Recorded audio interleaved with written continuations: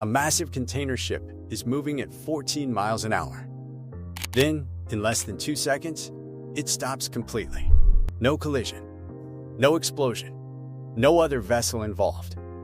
The seafloor itself just reached up and grabbed 60,000 tons of moving steel.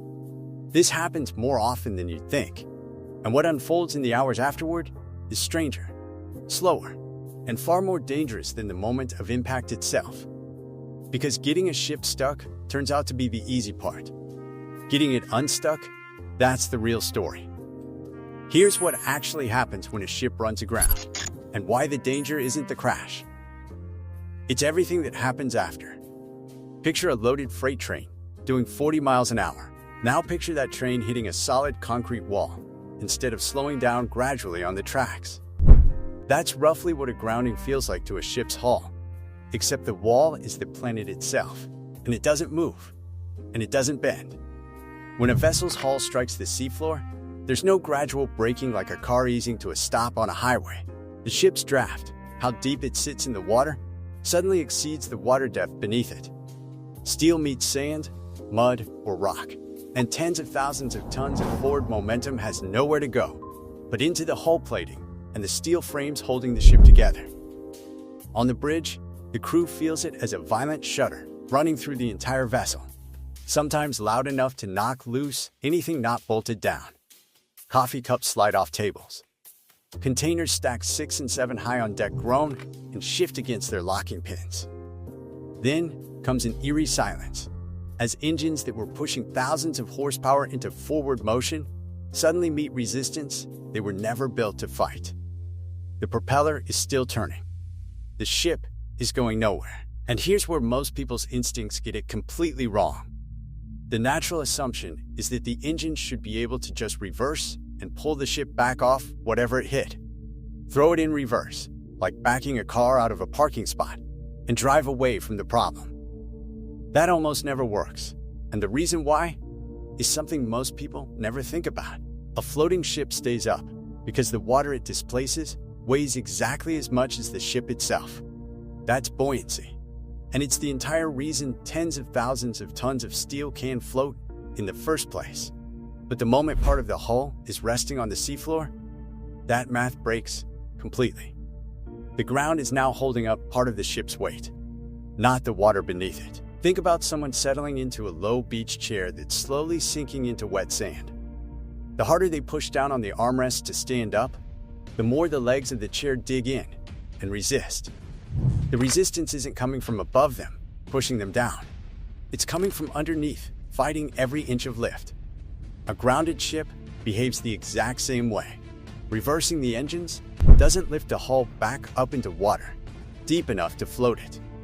It just grinds the hull harder against the seabed, scraping steel against rock or packing sand tighter beneath the keel. Because the resistance holding the ship in place isn't water resistance at all. It's the ground itself. And the ground doesn't give way just because an engine is working harder. In some cases, captains have tried exactly this, reversing engines at full power for hours, only to dig the ship in deeper and damage the propeller in the process. The fix isn't more power. It's a completely different kind of math. So if the impact isn't the dangerous part, and reversing the engines doesn't fix anything, what actually puts a ship at risk? Most people assume the worst moment of a grounding is the collision itself. That violent first impact, when steel meets seafloor at speed. It isn't. The hull is built to absorb exactly that kind of sudden, even impact across its length. The real danger shows up hours later, and it's something almost nobody thinks to ask about: tides. A ship's hull is engineered to be supported evenly, by water pressing up against the entire length of the hull at once, distributing tens of thousands of tons across the full structure like a mattress, spreading out the weight of someone lying down. That's how a ship designed to carry an enormous load stays structurally sound for decades. But once a ship is aground, only certain sections of the hull are actually resting on the seafloor, often just the bow, or a stretch along the middle, depending on exactly where the bottom rises up to meet it. As the tide drops over the following hours, those grounded sections bear more and more of the ship's full weight, while the rest of the hull still partly floating in deeper water nearby, doesn't carry any of that load at all. That's uneven support on a structure that was engineered for even support. And steel does not forgive that kind of stress easily. It's the engineering equivalent of bending a steel beam at a single unsupported point, instead of letting the weight rest evenly along its entire length. A beam supported everywhere can hold enormous weight. The same beam, supported only in the middle while both ends hang free, can snap under a fraction of that load. Keep that pressure up for long enough, through multiple tide cycles rising and falling, and steel plating that should never bend starts to crack, sometimes audibly, sometimes silently, until it's too late. This is why salvage crews treat a fresh grounding as a race against the tide chart, not a race to pull the ship free immediately. Pulling too early, before fully understanding how the tide is going to load and unload the hull over the coming hours, can do more damage than the grounding itself ever did. Patience, in this situation, is the only thing standing between a recoverable accident and a ship that breaks its back on a sandbar. So how do you actually get something the size of a city block unstuck from the seafloor? The first move isn't pulling, it's getting lighter. Salvage teams start removing weight from the ship in whatever way they can manage. Fuel, sometimes hundreds of thousands of gallons of it, gets carefully pumped out into waiting barges. Ballast water, the seawater ships carry low in the hull specifically for stability, gets pumped overboard to shed weight fast.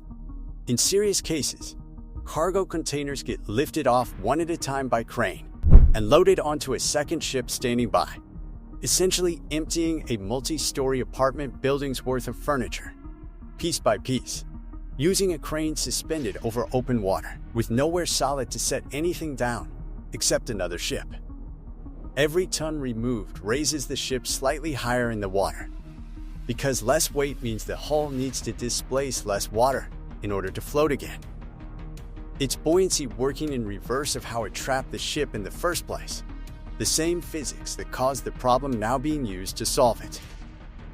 Then comes timing. Salvage crews wait for high tide, when the water level is at its peak and doing as much of the lifting work as possible for free.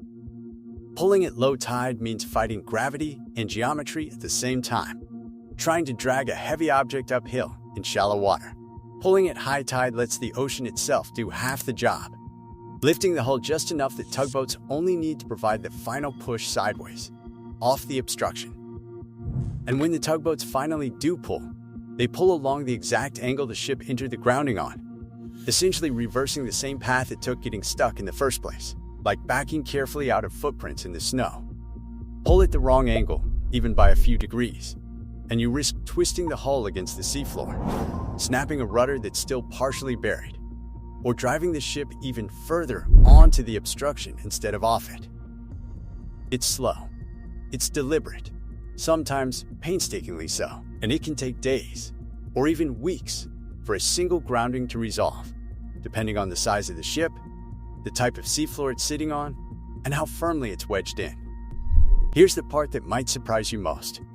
Groundings aren't rare freak accidents that catch the global shipping industry off guard. They're a known, carefully managed risk built into how the entire industry operates. Ports and shipping lanes around the world are mapped with detailed under-keel clearance calculations, figuring out exactly how much water sits beneath a ship's hull at every single point along a route, accounting for tide, cargo weight, and the shape of the seafloor itself. Pilots board incoming vessels specifically because they know the local seafloor, the tidal patterns, and the channel depths better than any crew arriving from somewhere else in the world ever could. Tidal charts get checked constantly, not occasionally, by people whose entire job is making sure a ship's draft never quietly exceeds the water beneath it. Most groundings that do happen are what's called soft groundings, a hull easing gently onto mud or sand at low speed, with no major structural damage at all, and the ship floats free again within a few hours once the tide rises back up. The dramatic, hull-cracking, ship breaks apart scenario is the rare exception, the result of a much longer chain of things going wrong, not the rule. What actually determines whether a grounding stays soft or turns into a disaster usually comes down to one thing most people never think to ask about.